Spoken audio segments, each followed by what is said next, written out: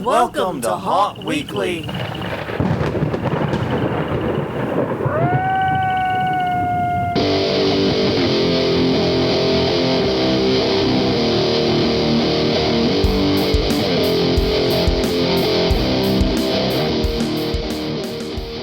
Hello, everyone. I'm Jonathan. I'm Crystal. And this is Haunt Weekly, a weekly podcast for the on-attraction entertainment community. Whether you're an actor, owner, or just plain aficionado, we aim to be podcasts for you. And we return to you this week with apologies for being late. I'll spare the details, but you have been put through the fucking ringer. Yeah, there's been a lot of hours put in at the office.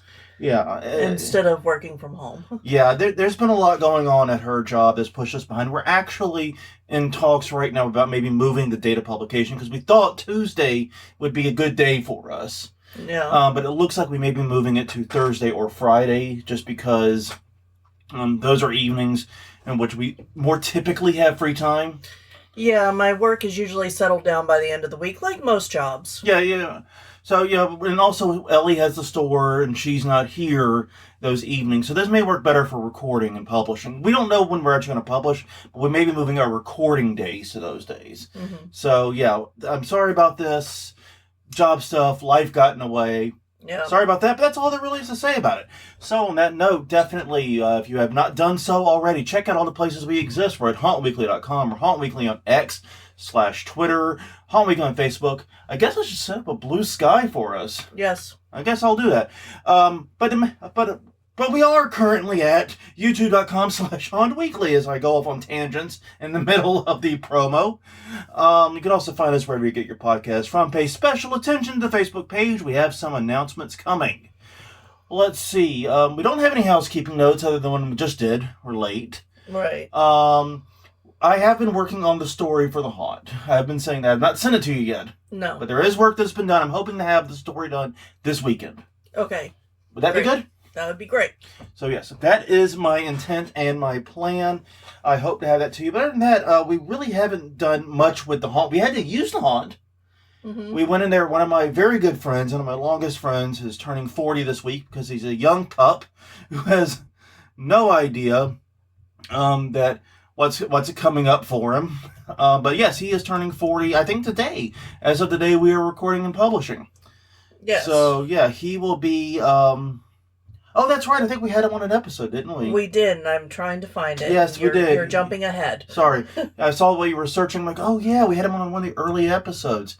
But yes, indeed. So we got to go into When the Rooms Were Haunted, and our little triad recorded a cute little video for him. I hope, Patrick, if you can hear this by some chance, I hope you enjoyed it, and I hope you had a great 40th birthday.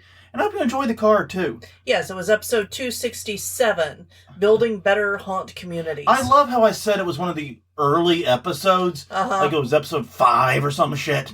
And no, it's like 267. Yeah. Oh, god damn. We should move on to something that makes me feel younger. Question of the week. Okay. Question of the week. Last week we asked the question, when do you start construction or work after your haunt season? Y'all had a lot of answers. Yeah. Daryl Plunky said Tuesday after the final open Sunday. You know, Mark? at least you give yourself one day off, you know? Yeah. At least you give yourself that Monday. Sinister Cellar, new theme and promotion materials. We start working as soon as we close, and then we start building again in December. So yeah, we'll call that a December beginning because I get how like some things never stop, but like we're really focused on construction. Yeah. Chuck Morrison said year-round construction keeps me in the spirit. I do not have the energy for that, so I respect that, but I do not know if I can do it. Roberta McClellan, immediately after we close, like literally that night, we're pulling things down, tear down, and then construction around Thanksgiving. Thanksgiving seems reasonable to me too, by the way. Yeah, I plan on doing some stuff with your story in the haunt next week. Yeah. For Thanksgiving. Right. Reggie Wood said March. Just the word, March. So I stomped around the room for a bit, and then realized what he actually meant. Yeah. And basically, a bunch of people said that they never stop. Yeah. That they start work pretty much immediately. And you know what? Kudos on that. I respect that. But like I said, I am far, far too old to do that. But this week's question of the week is playing on this week's episode. which is, what are you hoping to improve next year? Where are you hoping to reach for the stars? We're going to be talking about that in just a minute, but do let us know at all the places we exist. Once again, hauntweekly.com, Haunt Weekly on Twitter, Haunt Weekly on Facebook, and youtube.com/Haunt Weekly. Leave a comment, send us a DM, do whatever is relevant to the platform, and we will receive it. All right, well, it is an even episode, and on even episodes, we do the conference reminders, but before I jump into it, I want to say, give some sad news. We learned that over this past week that both HauntCon and Fear Expo are no more. The organizers said that health issues were the cause. They didn't go into a lot of details, understandably, but come to know that both of those haunted attraction conventions are no more. Yeah. So that is sad, but we do have other conferences coming up. So, Crystal, kick us off. November 22nd and 23rd, it is Creep It Real Festive in Santa Ana, California, at the Heritage Museum of OC. Over 100 vendors, and creepitrealoc.com for more info. All right, after that, December 13th through the 15th in Greenville, South Carolina, a place I am actually surprisingly familiar with. It's the Chris Massacre. It's at the Nightmare Dungeon. They'll be touring it'll be at the Nightmare Dungeon Haunted Trail. More details are coming. Hauntfest.net for more info. Early next year, January 13th through the 15th, it's the Halloween and Party Expo in Las Vegas, Nevada at the World Market Center. Hundreds of vendors must have qualified business in order to attend. It's not open to the public. HalloweenPartyExpo.com for more info. And if you can go, it is a great way to get a jump on what the trends will be for next year. And finally, for this week, it's the conference that everyone knows about and waits for. It's Transworld's Halloween and Attract Show, coming early next year. February 27th through March 2nd in St. Louis, Missouri, at the America Center. Details are sparse right now, but you can follow along at the Ha Show, HAASHOW.com for more information. I will predict now there will be a party at City Museum. Yes, and a vampire ball. And probably a tour of the darkness. Maybe a costume contest. Maybe a costume contest, you know. Those are predictions. and if we are right, you get to call us psychic. Or just moderately good at pattern recognition.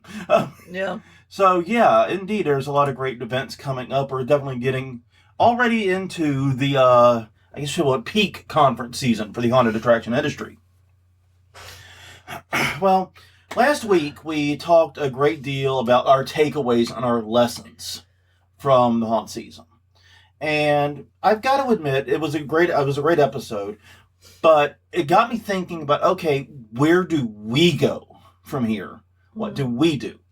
And so with 2024 haunt season in the books, we really wanted to put some focus on what can we nail down, what can we improve, how can we grow next year? Because if you ain't growing, you're dying, right? Yeah. So yeah. Overall, I will say this season went incredibly well. I think the bigger disappointments, like turnout and so forth, had variables that were outside of our control. I don't think anything we could have done would have changed the fact Taylor Swift was in town. And traffic was fuckered. Or the rain on Halloween night. I don't think we can change those things, because if we could, we would have a much bigger haunt, because we'd be super wealthy. Yeah. But that doesn't mean we don't have some stuff we want to improve. Some of it is fixing problems we had, whether they were minor or lesson this year. But a lot of this, and there's something I'm very proud of with it when talking about this list, a lot of it is, hey, we improved this.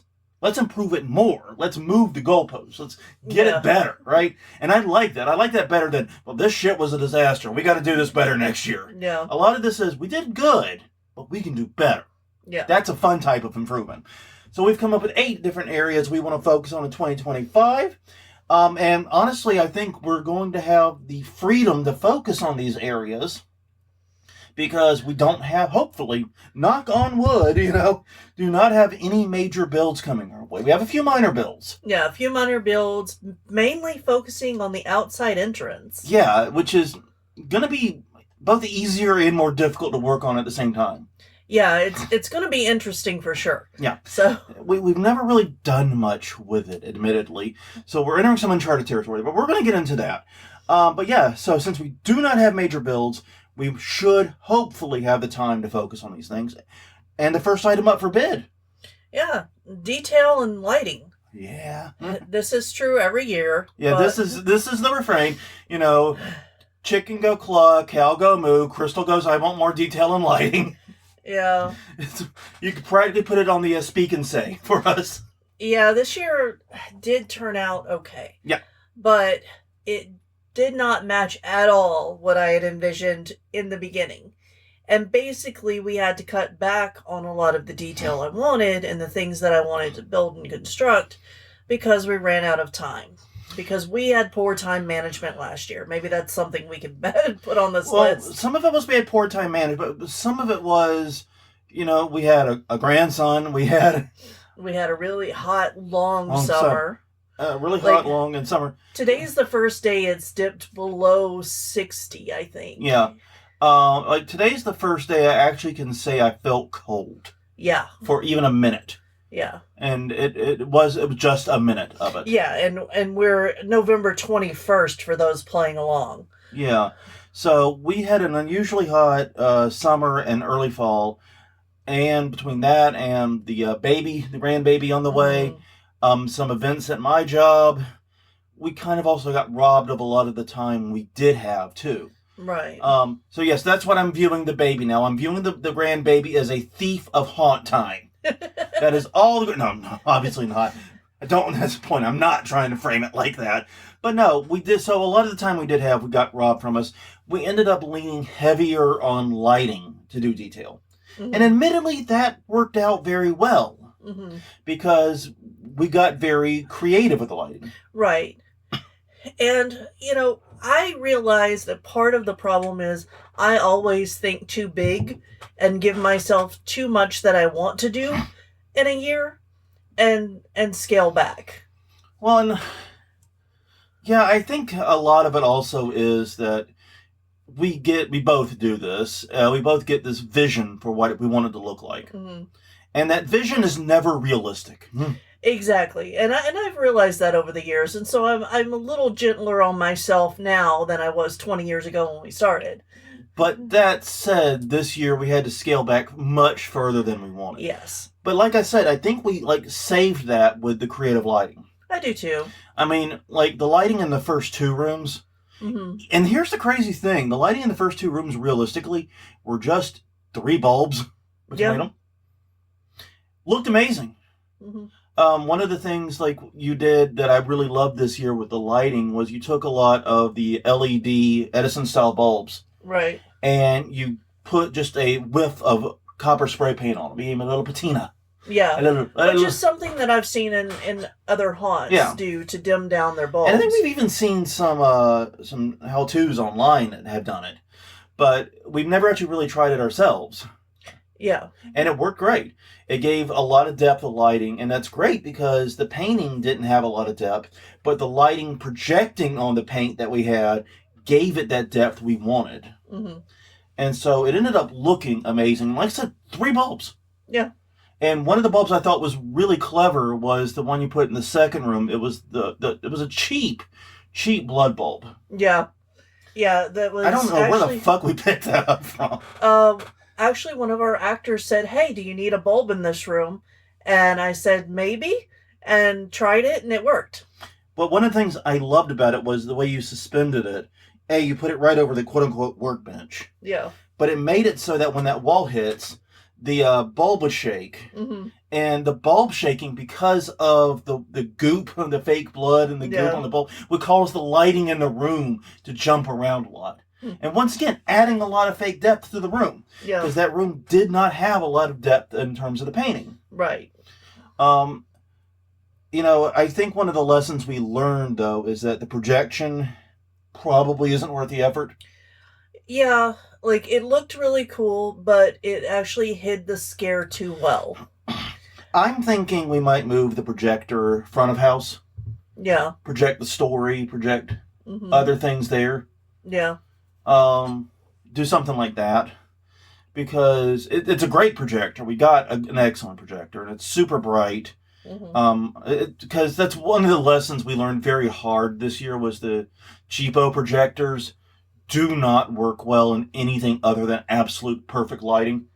Yeah. Like, I do not know how they ever anticipate these to be reverse projections for houses. It's for like the front yard display. Yeah, yeah. I don't understand how that's supposed to fucking work.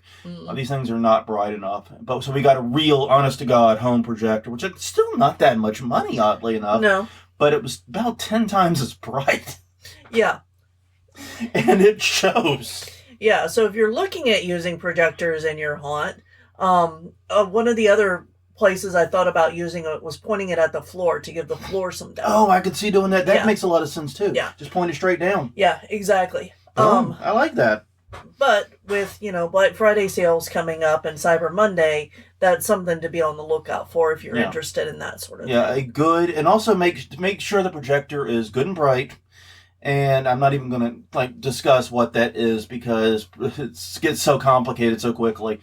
Make sure it's good and bright, and make sure it has the inputs you want and need. Yeah. We use USB sticks because we're lazy, and USB sticks are super easy. But find whatever input you need, whether it's HDMI, USB, SD card, whatever. But yeah, all in all, I think this is an area we really do want to work on, and I think part of that is now that we have no major builds. And I know we've harped on it, but we had a lot of major builds this year. Yeah, well, and it was the scope creep kind of build. Yeah, because it was like we only thought we had this many walls to move. And then we moved those walls, and we're like, but these really should be moved too. Yeah. So then we did it all. And then we had to disassemble that slamming door frame that we had. Yeah, basically... The entire back half of the haunt was redone. At the end of September... I think we had 2 walls where they were supposed to be, maybe.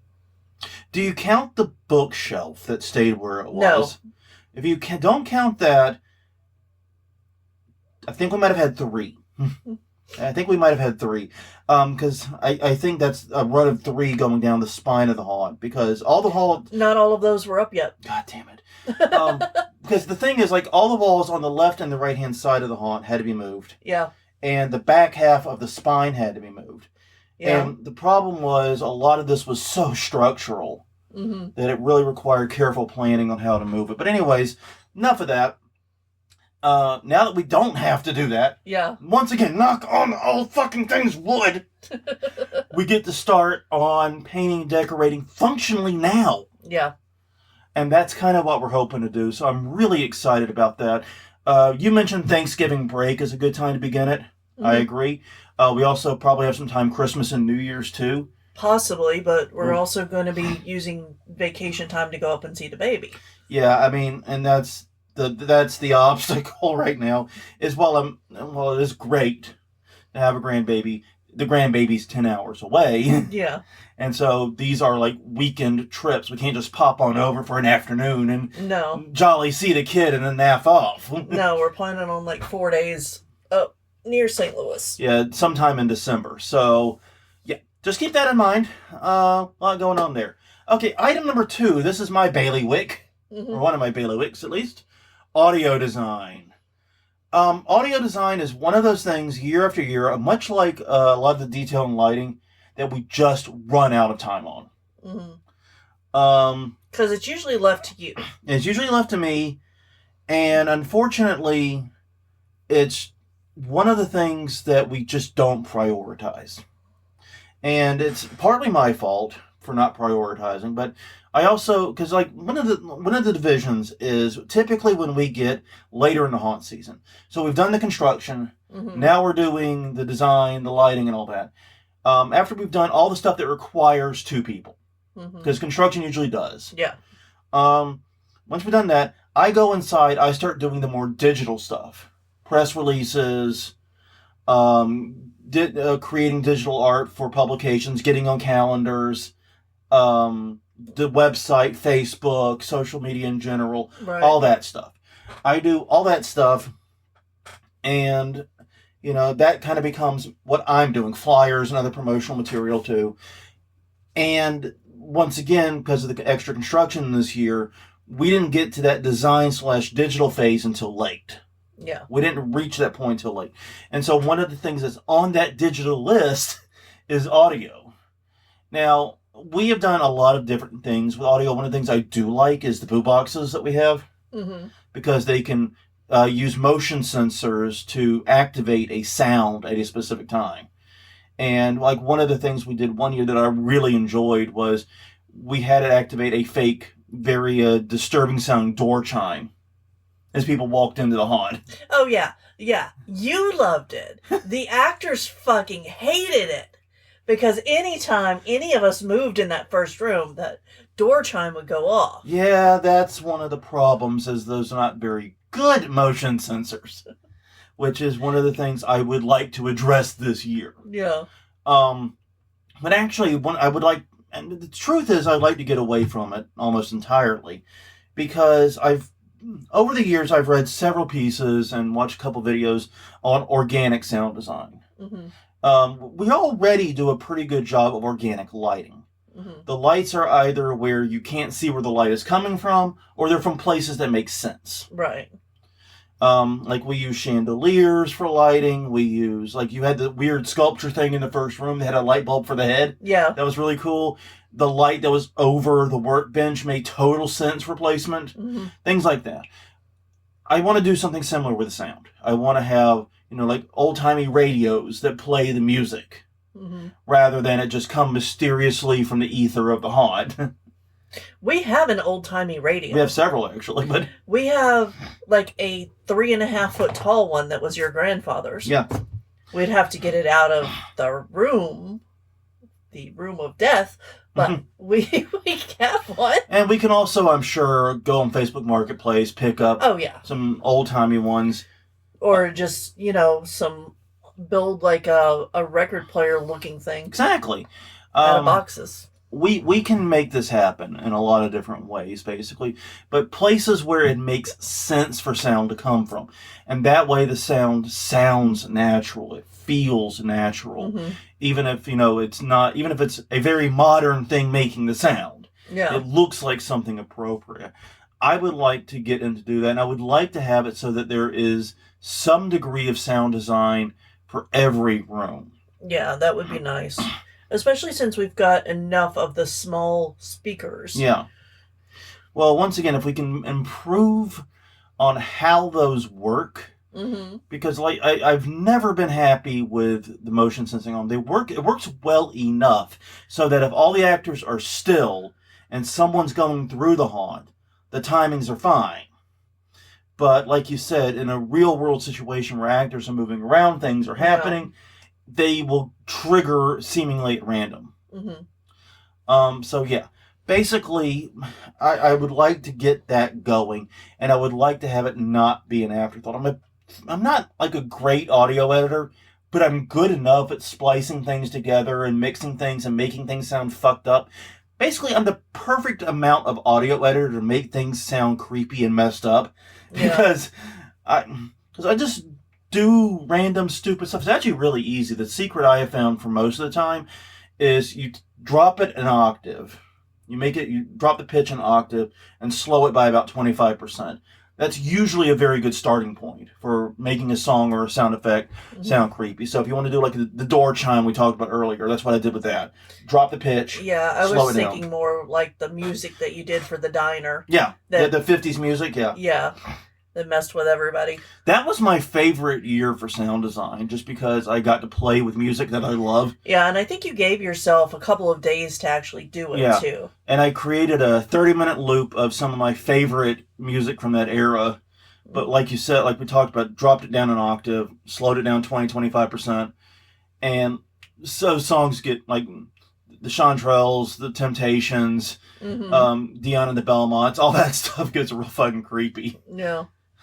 And of course I had to use Butcher Pete, too, just because you had to.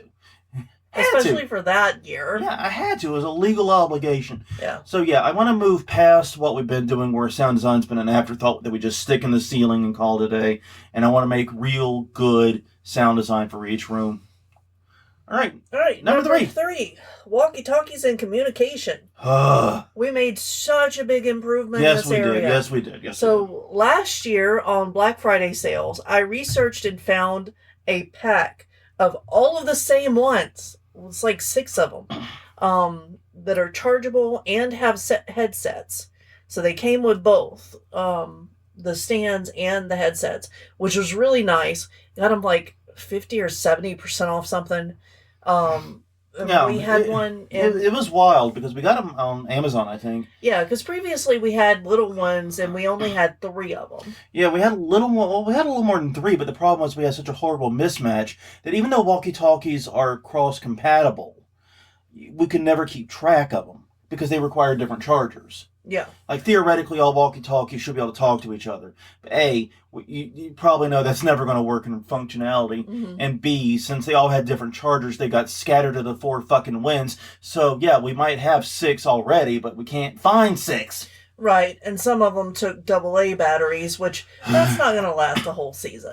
And even if it does, I mean, it's not going to last 2. And who's going to remember to change them after the season's done? Yeah, exactly. So, anyway, we bought a whole bunch last year. Of higher end, Yeah. rechargeable, headset included, walkie-talkies. Yes. And so I had one, you had one, our Q-Line actor had one, and then we gave one to the back room of the haunt and next year what we're going to do to improve is we're going to add one to the actor area. That we're just going to like zip tie to a pole or something. Yes. And just say, if anybody's in this area, get back to your spots. We've got people. Yeah. Because being a home haunt, we do have a lot of downtime. Well, especially on the Friday and Saturday. Yes, and actors tend to wander. They wander around. I'm the wanderer. Yes. Home around. Sorry. Yes, exactly. And then on Halloween night, we actually also gave one to Ellie, who was inside, and to the trick-or-treat crew. And you will not believe how happy that made them. Literally, I did not foresee that. No, I always thought that they knew that they were part of it and that we tried to think of them and not just keep them as an afterthought. But now I'm thinking maybe we need to find more ways to make them feel included because they always think that they're just doing the job that we don't want, even though they've been offered the option to work inside the haunt. They don't want to. They want to hand out the candy. Yeah, one of them did work one year, but that was a an emergency. Desperate situation. Yes, it was. And she wasn't very happy doing No, it. she was not. And it was not on Halloween night. No, it was not. All those things are true. Yes. Yeah, basically, we need to work. We've got the technology now. Mm-hmm. Basically, we've got the tools, we've got the tech, and we got a good enough set for our purposes. So now what we need to do is sort out how we use them. These walkie-talkies are a little bit touchy. Yeah. So we're still working on that. We also need to make sure that actors are using the headset. Yeah. I use the headset religiously under my mask. Mm-hmm. In fact, it's kind of weird. I have to remember now when I put on my costume, the first thing is not the mask, is not the shirt, is not the gloves, it's not anything. Yeah. It's the fucking earpiece. Yes. Not the walkie-talkie, the earpiece. Yep. You leave that little bit dangling down there on the side so you can plug it in when you're ready to go. Yeah. That way it's under your shirt, it's under the mask, under the shirt, it's under everything. Mm-hmm. So basically, there's at some point Halloween night where I'm going to be in nothing but my pants and an earpiece. Yeah. You're welcome for that image. Yeah. At least I have pants on in the image. Think about it that way. Mm-hmm. So yeah, I really do think we made a lot of progress here. I agree with you completely. I just wish we've got to get more people on the earpieces, and I think the one in the actor area is a brilliant idea. Just one that's never going to be used to talk. Exactly. Will only be used as a broadcast. Exactly. So yeah, I think that's a great idea. I think that'll be what we're doing next year. This is a very simple thing to improve. Mm-hmm. The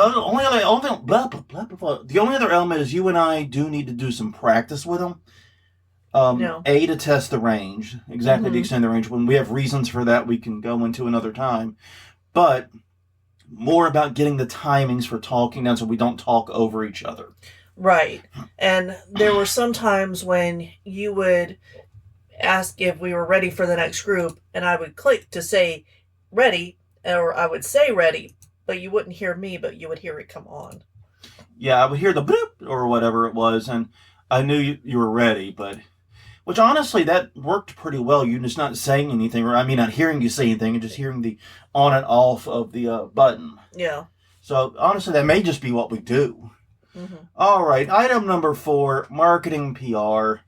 This is another one of those things that, even though we did pretty well, we got 2 newspapers that published us, 2 local publications. Yeah, we can do better. Once again, I didn't get started with the digital stuff until way too late. I would love to be starting with this in mid-September. I mean, after all, this is our 20th year. Yeah. 2025 will mark 20 years of this. Yeah, so what we want to do is we want to get the word out early that it is the Big 20, and we want to have the haunt in a condition where if news crews say, hey, can we come and shoot Video or take photos, do that kind of thing, we can do it. Yeah. And once again, since we are not going to be turning our haunt into a major construction zone, knock on wood, that should be much more possible this year. God, I'm realizing between the heavy construction and the hot summer / early autumn, we got screwed. But anyways, yeah, we really want to get on this, get the press releases out, hopefully by mid-September. Yeah. I think that'd be about right. Basically, as other haunts are starting to open, get ours out. We did not do a promo video this year. No. We're going to do a new promo video this year. This is going to be one of the things we do. And one of the reasons we didn't do a promo video was because we didn't have a space to shoot a promo video. Right. And what we may do is we may do several little videos and push them out on social media. Yeah. You know, just chapters of the story, so to speak. Yeah, one thing I would like to do in addition to that, since we're talking about marketing PR, is we have the security camera footage. Mm-hmm. I need to get it fully off the cards and into the cloud. I need to get that done. Yeah. Chop those up and make those video posts, some of the highlights. Yeah. For put those out on the Bernie Baxter Facebook page as the year goes on. Just like every 2 weeks or so, publish another one. So get like 10 or 15 of them or something like that. And that way, over the course of 2025, that can be published, pushing them out. Yeah. I don't want to do one weekly. I don't want to do it too often. But I'd like to do it often enough that people kind of anticipate them. And maybe share among their friends. And once again, it's never going to go viral. It's never going to be huge. But it hopefully is something that can get a little people talking a little bit during the off season. Yeah. Number 5. Number 5, actor training. This one's on me. So I want to start it sooner. And there are a couple of people who have been with us for a while. And just, they're very good at what they do. What they do is similar every year, though, and I would like to kind of work with them more closely to get them to where they can be scarier and feel good about what they're doing. Yeah. And the other thing is that I found that in the past couple of years, even though we give the actors the story and we give them, lines to work with, they aren't really using that to develop the characters. So we want to try to incorporate the story, especially this year, because this year is the 20 and it is the story of Bernie. And one thing that's going to be great about the story this year, just a spoiler a little bit here, is that since Bernie is the ringmaster / carny barker type, basically all the other actors get to be various people at a carnival. You would expect it in an old-timey carnival. Yeah. You want to be the strong man? Okay. We got an actor that could be the strong man. You want to be, think about all the various quote-unquote freaks or performers that might be at an old-timey carnival. Or just you could have people who are running the games or people, you know what I mean? Oh, okay. Obviously, we have not talked about the story, because the story is always in Jonathan's hands. Yep. I didn't realize it was going to focus so heavily on only on his adult life in the carnival. Yeah, well, I mean, that's what Bernie's best known for. Yeah. But no, yeah. So the idea I had was we could bring in some of those characters, people that would be around him Yeah. organically. So, and like I said, we're going to talk more about it, but definitely this story has opportunities for characters not named Bernie Baxter. Yes. And that is the main thing. Mhm. Because that's kind of been one of the problems we've had, is while we've had some, I think, great stories, they focused on one iconic villain. And though that villain may have had helpers, they're kind of generic henchmen types, this one gives us the opportunity to build real characters. And I'm excited about that. Mm-hmm. But yeah, we do need to start with that earlier. And we've learned that 3 of our long-term actors may not be here in October. So we also have to start recruiting earlier. Yeah. It looks like they'll probably be here, but we can't bank on it. We can't bet money on it. So yeah. I can't take the chance. Yeah. Because I can't run the whole thing by myself. Well, not with that attitude. Yeah, I know. I should talk to Leonard Pickle, right? How to do a one-person haunt. We damn near have the layout to do it, too. I know. So hey, yeah. Honestly, Anyway. But this is an area where we need to put in some work during the off season, and I think it's going to start in the new year that we really need to begin this. Yeah. So once again, I'm going to work on the story this weekend. That'll help with this. That also help with the decoration and design. Mm-hmm. So this is going to be interesting. All right. Well, number 6 is the ever-present problem: reducing running. Mm-hmm. Now, here's another example of an area where we made good progress, and now we're wanting to make great progress. Yeah. Because this year, from my position outside, and you can back me up or contradict me, from where I sat outside, it used to be in previous years, there were times, I swear these motherfuckers teleported. Yeah. I'd be standing at the entrance, they'd peer at the exit before I could spin on my heels and address the group behind me. Mm-hmm. It felt like some of these motherfuckers were breaking the laws of quantum physics. Or maybe they were obeying the laws of quantum physics and they quantum tunneled through the wall into the other door. I don't know. But anyways, that seemed to have happened less. I won't say it happened 0 times, but it happened less as a percentage. It was much less likely, and groups who did bolt through still had more time in the haunt than they did in previous years. And that's owed a lot to the layout. When you break up the sight lines, which is what we focused on, people struggle to run. You leave sight lines open, people tend to bolt from safe place to safe place. And in the case of our haunt, that was from the front entrance to the back of the haunt, and from the back of the haunt to the exit. That's not the sight lines anymore. No. You can't just do that, and I love it. And that has helped things so much, but we need to do more. Yeah, the transition areas, as small as they are, still need to have something to slow people down between them, so that if they're... And I honestly don't know that if people just decide they're going to run, I don't think there's a way to stop them from doing that. Yeah. Not safely. No, not safely. And the reason I say that is because even the big haunts, like 13th Gate was talking to us about it and how they have this issue of people running through their haunt. And so does, every haunt owner we've talked to has this issue of either people running through or not going fast enough and not being able to implement the play-through rule, so that the people going faster just pass the people going slower. Some people never play fucking mini golf and it shows. Yeah. I'm not even going to pretend like they played real golf. They never played mini golf and it shows. Yeah. Because it's the same rule on both the mini golf course and the golf course. Exactly. If you have a group that's playing faster, you step aside, let them play through, and move on.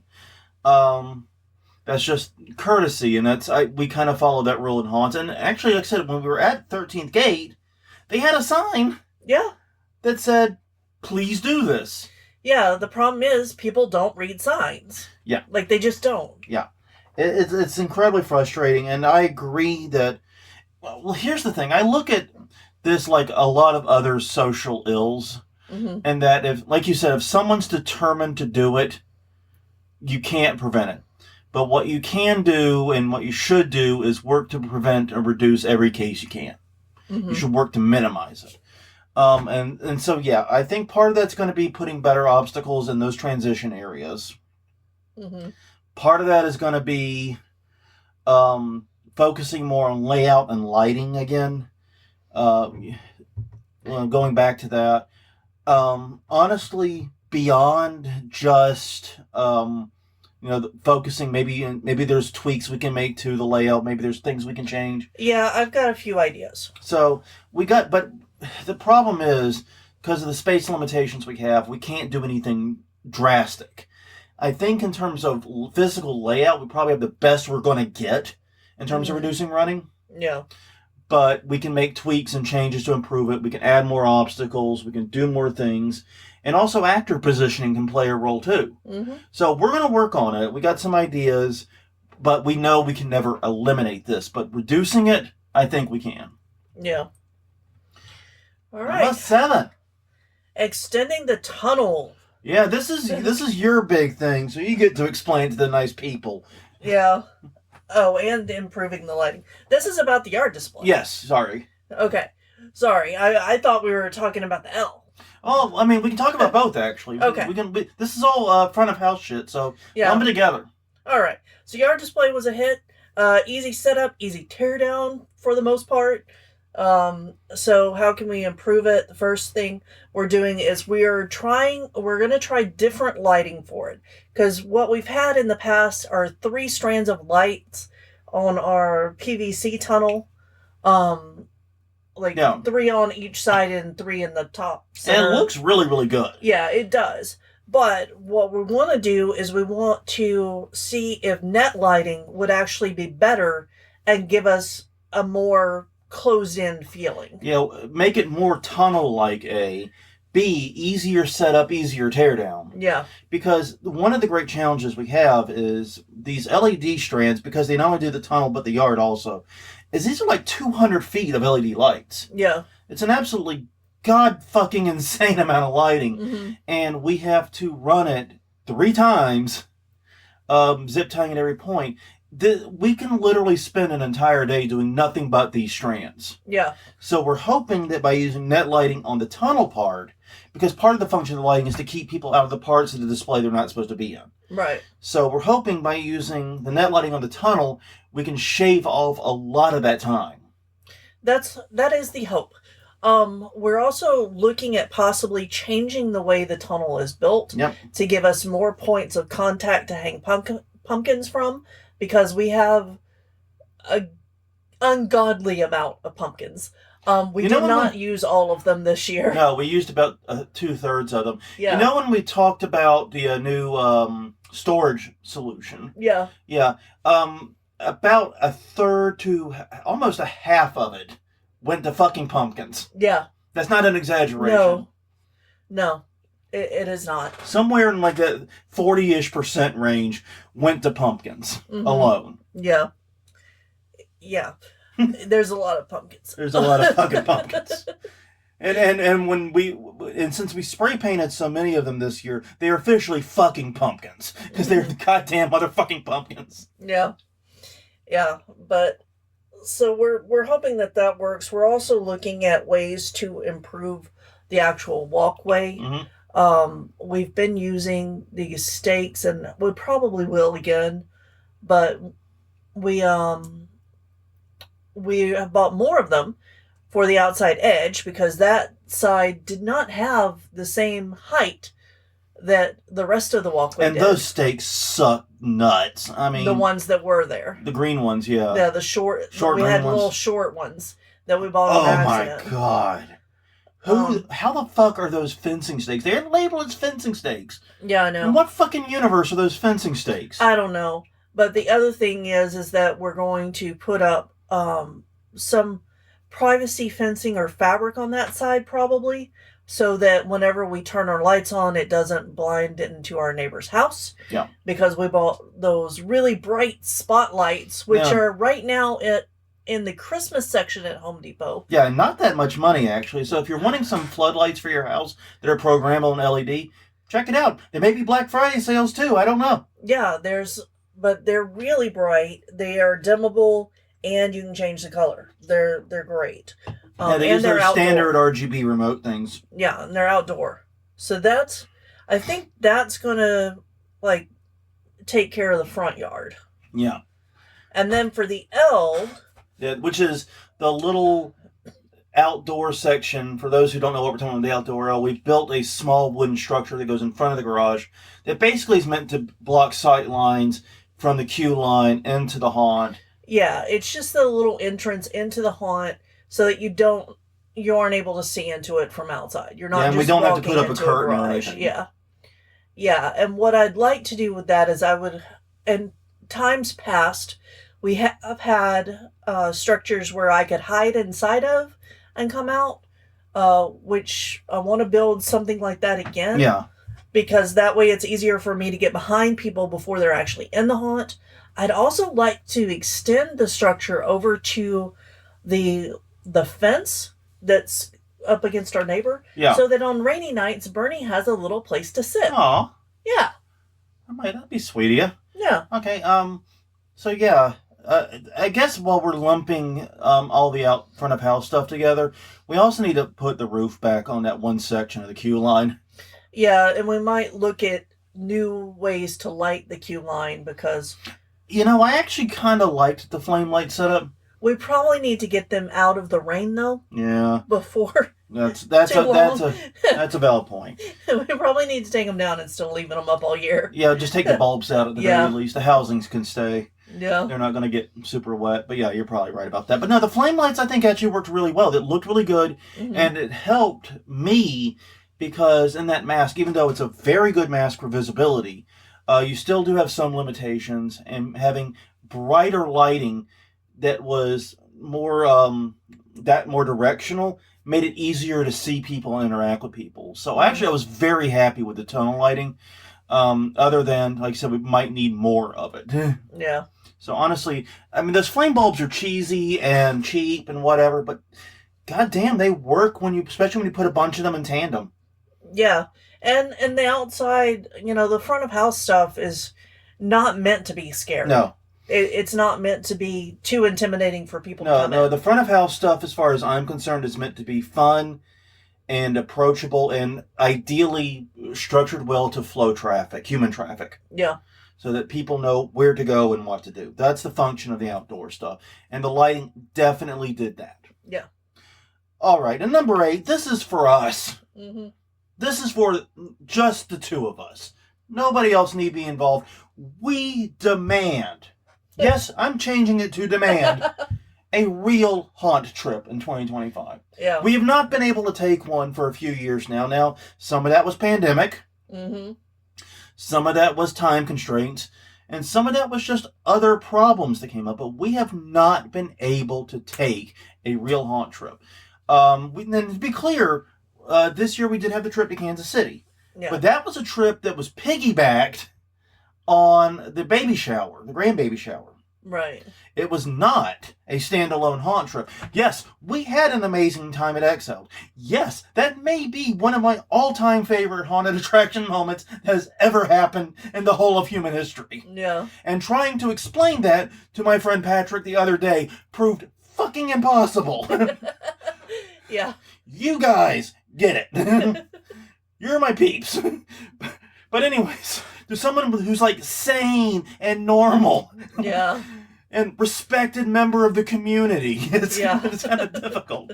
But anyways, yes, it was an amazing trip. But we want a real one. I want to have a trip like the Atlanta trip or the Chicago trip, where we got to go to a place we've never been before and see a bunch of haunts that we'll never probably get to go to again, but they're very different from anything we have locally. Yeah. We love seeing what the local haunt culture and community does. And dear God, I want to do that again this year. Where? I don't fucking know, okay? No. Columbus has come up a bunch of times. Yeah, we would love to get up there because we have a lot of friends there. Yeah, we have a lot of friends there, and that one does seem like a natural We got to go there. There's so many great haunts there that we do want to go to and Yeah, see. we were actually supposed to go in 2020 and then weren't able to. Go there. Yeah, Um, yeah. There was a thing in the way of that. the ongoing global bastard. I get to say that one more time. Yeah. Got in the way of it. So New England area though, maybe like near Headless Horseman and all that toward Vermont. That state area might be really good. Las Vegas. Fear Factory and all that in Vegas is really tempting. I've never been to Vegas. No. And that's absolutely batshit insane considering the number of conferences I've been to and have done in my life. Yeah. Never been to Vegas. Philadelphia could be interesting too. Eastern State Penn is still doing something. Yeah. They're not doing the same thing, but they are doing something. And there's a bunch of other great haunts in the Philly area. I don't know. I legit don't know. But we need to do one of them. Yeah. And honestly, it needs to be a proper road trip or it needs to be a flight. Like with you know what I mean? It needs to be something. It needs to feel like a real haunt trip. And if there's something like Lost Souls is in Chicago, I would love to do that instead. Because fuck all that planning. Jesus Christ. I mean, I'll do it. I won't be happy about it, but I'll do it. Yeah. And I'm actually quite good at it, it seems. But fuck all that if I don't have to do it. Yeah. So, yeah, I would love an opportunity to do one of these towns. We need to do it in 2025. This is for us. This is because we have not had the chance to do it, and I have been itching for it. I mean, did I enjoy the trip to Kansas City? Yes, I enjoyed Exiled. Very much, in fact. Did I enjoy the trip to the Gulf Coast? Yeah, I enjoyed some of the haunts we went there, but they didn't feel like real haunt trips. Well, and part of it is that we didn't get to spend any time in the actual city either. No. Because we were just in and out. It wasn't like, let's explore the city in the day and the haunts at night. Yeah, with Kansas City, I felt like we were robbing the joint. Yeah. Yeah. We got the money, let's go. Yeah, because, next year I should have more vacation time available to me, which is nice. And since, once again, knock on fucking wood, no major construction. Yeah. And we're hopefully getting an earlier jump on things, we should be able to spare that long weekend in early October to do this. Yeah. Because the Indigenous Persons Day is early October, and we take the Friday off before. That gives us a 4-day weekend. Leave Thursday afternoon / evening. You can be somewhere Friday. Go to Friday haunts, go to Saturday haunts, go to a few Sunday haunts, come back that Monday. You can do a lot, and that's how we did the Atlanta trip. Yeah. Pretty much exactly how. So, yeah. Yeah, although I think we got to Atlanta Wednesday so that we could do the Thursday night, too. No. Thursday night, we did that one in Birmingham. Okay, we stopped halfway. The way, yeah, we stopped along the way and did a haunt on Thursday. Gotcha. Yeah, that was Nightmare at 3008 we did, I believe. Yeah. So, yeah, but that felt like a real haunt trip. Yeah. And as you said, we found a Thursday haunt. Yeah. What the fuck? We found one. That was before that was common. Yeah, now it's more common, I agree. Yeah. And now even Sundays are becoming fairly common. Yeah. So, on that note, where should we go? Where in the world is Haunt Weekly going? Never do that again. Got it. Yeah. But yeah, seriously, where should we go for this haunt trip this year that we are absolutely going to insist on taking in 2025? Let us know. All the places we exist. HauntWeekly.com, Haunt Weekly on Twitter, Haunt Weekly on Facebook, and YouTube.com/HauntWeekly. Please let us know where the fuck we should go. We need your suggestions and your ideas. Well, that's it for this week. I think I already did the outro, so we're just going to not do that again, because repetition is not our friend. But on that note, everyone, thank you very much for joining us for the past hour or so. We greatly appreciate having you here. Sorry again about being late. Hopefully, Crystal's job will learn to control itself a little better. But until next time, I'm Jonathan. I'm Crystal. And we'll see you all next week.